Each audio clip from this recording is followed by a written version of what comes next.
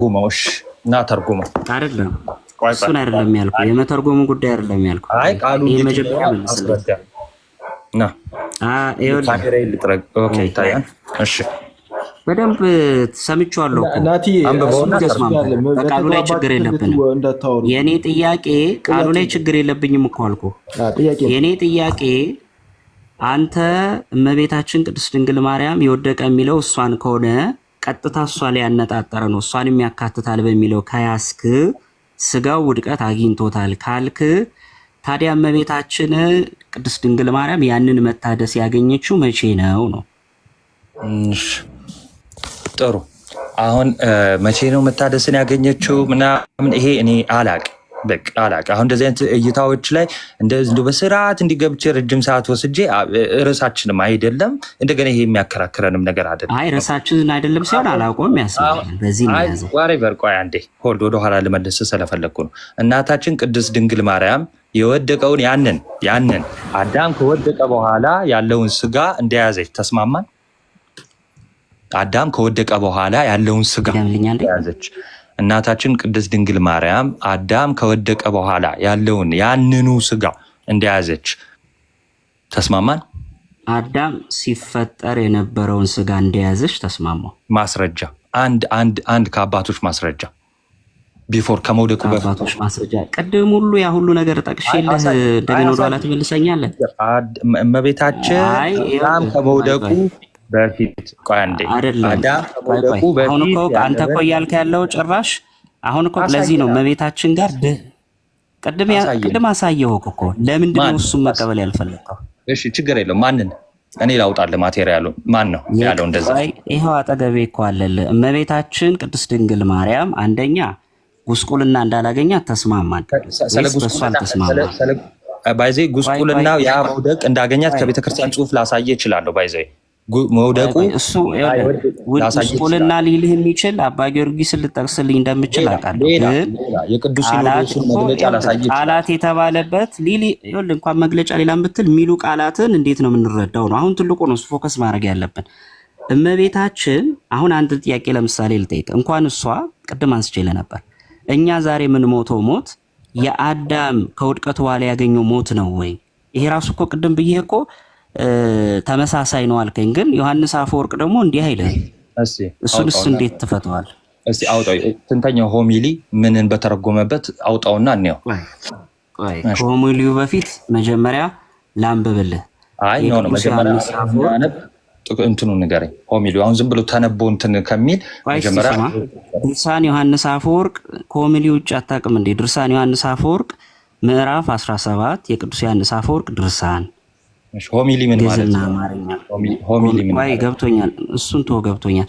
ድርሳን ዮሐንስ አፈወርቅ ምዕራፍ 17 ቁጥር 56 ላይ እንዲህ ይላል። ቅዱስ ዮሐንስ አፈወርቅ ድርሳን እንደ ቀድሞ አንሞትምን የሚል ሰው ቢኖር ይላል። አዎ እንሞታለን፣ ግን ሞት አይሰለጥንብንም ብለን እንመልስለታለን ይላል። ይሄ ቅዱስ ዮሐንስ አፈወርቅ ድርሳን ላይ የተጻፈ ቃል ነው ማነብልህ። ድገመው እስቲ። ድርሳኑ አለ ቤት ካለ ማውጣት ትችላለህ። ድገመው። እንደ ቀድሞ አንሞትምን የሚል ሰው ቢኖር በደንብ ያዝ። እንደ ቀድሞ አንሞትምን የሚል ሰው ቢኖር አዎ እንሞታለን፣ ግን ሞት አይሰለጥንም ብለን እንመልስለታለን ይላል። ሞት አይሰለጥንም። ታዲያ ይሄ እሺ ሞት ይሰለጥናል ያልኩት እኔ ምን ጋ ነው? አንድ ሞቱ አይለይም ማለት ነው። አንድ ሞት ነው የምንሞተው። ሞት አይሰለጥንም ማለት ስላልከኝ እኮ ነው። የወደቀ ስጋ ነው ውድቀት ያገኘው ስጋ ነው ስላልክ ነው። አንዴ አሁን ያመጣኸው ሌላ የተነገረው ሌላ ነው። የመጀመሪያው ነገር ሞት አይሰለጥንም ማለት አንዴ ግልጽ ላልከው ነው።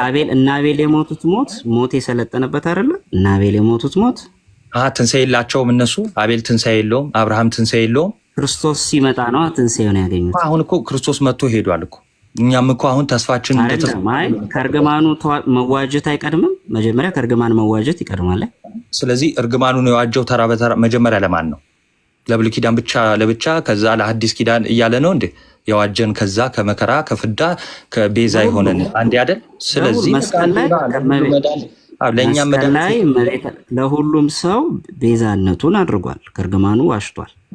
ስለዚህ አሁን የምንሞተው ሞት የተለየ ሞት አይደለም ይላል። አሁን ያነበብከው የተፈጥሮ ሞት ነው። የተፈጥሮ ሞት ነው። አብርሃም የሞተውን ሞት ነው። ያንኑ ሞት በአዳም ምክንያት የገባውን ያንኑ ሞት ነው ማለት ነው እናታችን ቅድስት ድንግል ማርያም የሞተችው። ሌላ ሞት የለማ። ተፈጥሯዊውን ሞት የአራቱ ወረ ስጋና የአምስተኛ ባህሪ ነፍስ መለየት ማለት ነው። ስለዚህ ግን እርግማን የተጫነው ሞት አይደለም ማለት ጉስቁልና ያገኘው ሞት አይደለም።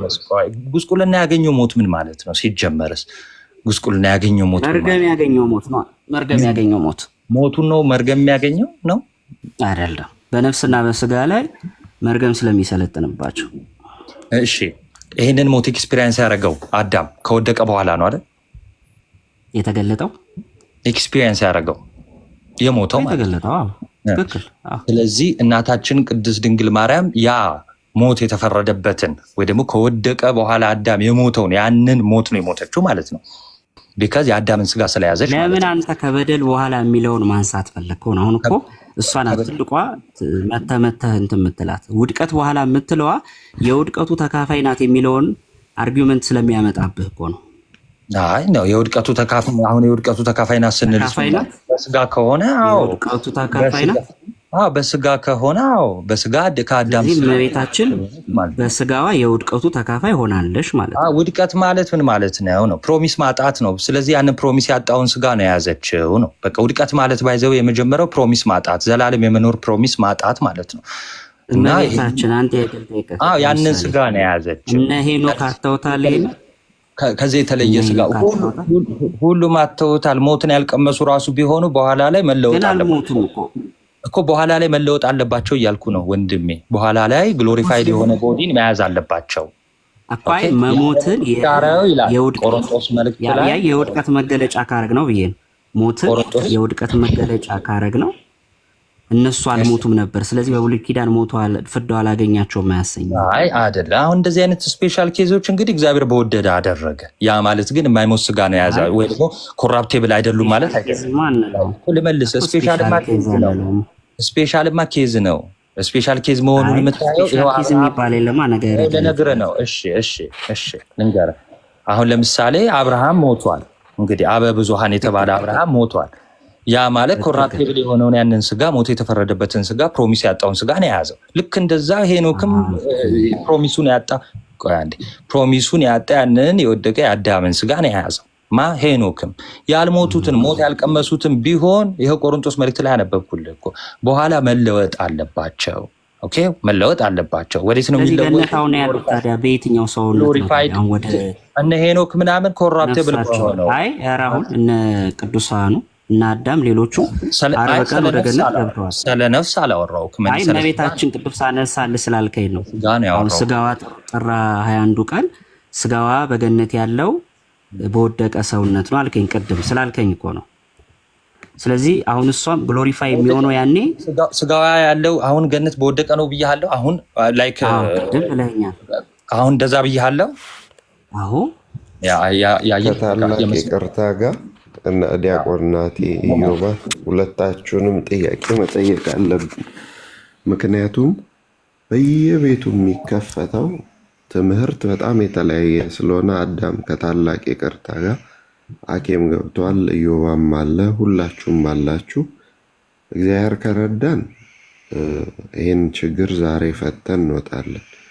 እግዚአብሔር ካረዳን ግን ትንሽ ጸሎት ያስፈልገዋል። ምክንያቱም እያንዳንዱ ሰው በሚያደርገው ነገር ቤተክርስቲያንን አደጋ ላይ እየጣላችሁ ነው። ለምዕመናኑ ነፍስ እየተጨነቃችሁ አይደለም። ስለዚህ ኢዮብ የመጀመሪያውን ጥያቄ ለአንተ ጠይቃለሁ። ኢዮብ ዘገነተ ጽጌ፣ ከዛ ናቲ የምትሰጡን መልስ ግን አሁን በነቀሲስም በኩል በሁሉም በኩል ያየሁት የምታወሩት ጥንተ አብሶ ወይም የበደለውን ስጋ ኮምፕሊትሊ ተራርቃችሁ ነው፣ አንድ መስመር ላይ አይደላችሁ። ስለዚህ ኢዮብ ዘገነተ ጽጌ ወይም ናቲ አንዳችሁ በፈቃደኝነት ቀድማችሁ ለእናንተ ጥንተ አብሶ ስትሉ ሊስቱን ስጡን።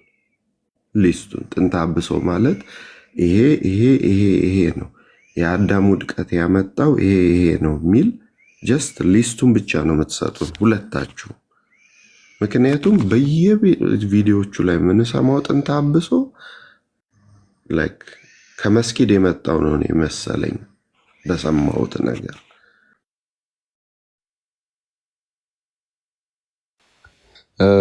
ዲያቆኒ ሰላም ለርሱን አንድ የቤተ ክርስቲያን ልጆች አሜናኬ እንዴት አደርክልኝ? ዝድ ምስኪን ይቅርታ የተቋረጠ መስሎኝ ዝም ያሉ መስሎኝ የገባሁት። ይቀጥሉ እኔ ጋር ነበር መሰለኝ የተቋረጠው መሀል ላይ። ይቀጥሉ። አይ እንትን እግረ መንገዳቸውን ሲሰጡ ወይ ከአባቶችን ቢያደርጉ ጥሩ ነው። ከጥንት የክርስቲያን አባቶቻችን ከጥንት የመጣው እምነት ስለሆነ መታወቅ ያለበት ከጥንት የክርስቲያን አባቶች እየጠቀሱ እገሌ እንዲህ ይብላል እገሌ እንዲህ ይብላል ብሎ ቢያስቀምጡ ጥሩ ነው። ወደ ማስረጃው እንገባለን። ግን አሁን የተለያያችሁት በሊስቱ ላይ ነው አለቀ። እየሰማን ያለ ነው የተለያየ ጥንተ አብሶን። ስለዚህ ኢዮቤ ዘገነተ ጽጌ 1 ደቂቃ ውሰድና የጥንተ አብሶ አንተ የምታውቀውን ጥንተ አብሶ ሊስቱን ስጠን። ከዛ ናቲ ይሰጠናል። ማብራሪያ አይደለም የጠየቅን። ጥንተ አብሶ ማለት ይሄንን ያካተተ ነው፣ ወይም አዳም በመውደቁ የመጣው ይሄ ነገር ነው። ከዛ ናቲም ይዘረዝራል። አንድ መስመር ላይ ካላችሁ ከዛ በኋላ መረጃ ጠይቀን ሁለታችሁም መረጃ እያወጣችሁ ታነባላችሁ። ማብራሪያ ይቀራል ማለት ነው። ምክንያቱም በጣም ያማል። ኢዮባ ቀጥል። መልካም እሺ፣ ዲያቆን እግዚአብሔር ያክብርልን። ጥንተ አብሶ ማለት ያው ጥንት ማለት የመጀመሪያ ነው። አበሰ ማለት በደለ ነው። አበሳ ማለት በደል ወይም አብይ በደልን አብይ ኃጢአትን አበሳ ይለዋል መጽሐፍት። ይቅርታ ጋር ፕሊዝ፣ ሰዎችን የምታስወጡ ሰዎች አሁን በጣም ስለሰለቸኝ እኔ ራሴ እያሳፈረኝ ስለሆነ ፕሊዝ ሰውን አታስወጡ። ያለው ሰው እዚህ ያለ፣ ሌላ ሰውን አታስወጡ ፕሊዝ። ወርደኝና መልካም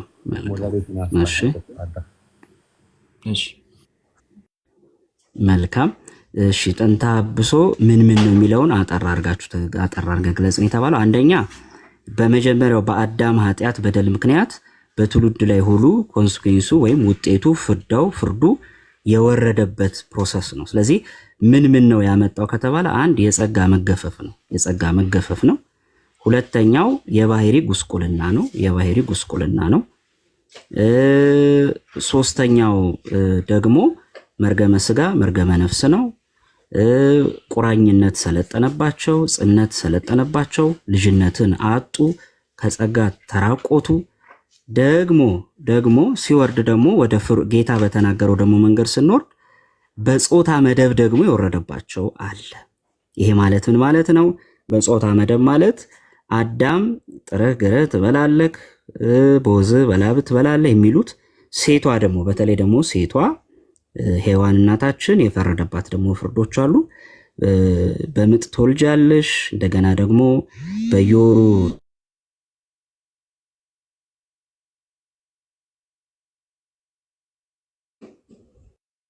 ይሰማል። እየተቋረጥክ ነው ግን ይሰማል። ሊስቱ ቢጻፍ ጥሩ አይመስላችሁም? ዲያቆን ሊስቶቹ ቢጻፉ ጥሩ ነበር። ጥሩ አንድ ሰው ጸሐፊ ትእዛዝ የሚሆን ሰው ፈጣን ጸሐፊ ቢኖር ጥሩ። በደንብ ካጠራም በኋላ ወደ መረጃ እንሄዳለን።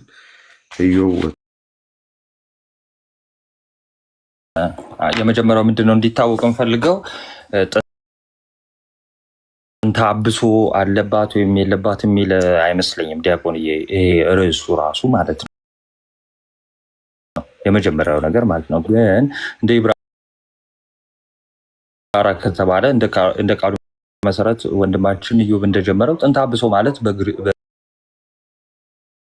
በግዕዙ ቀዳሚ አዳም ነው? ቀዳሚ በደል ማለት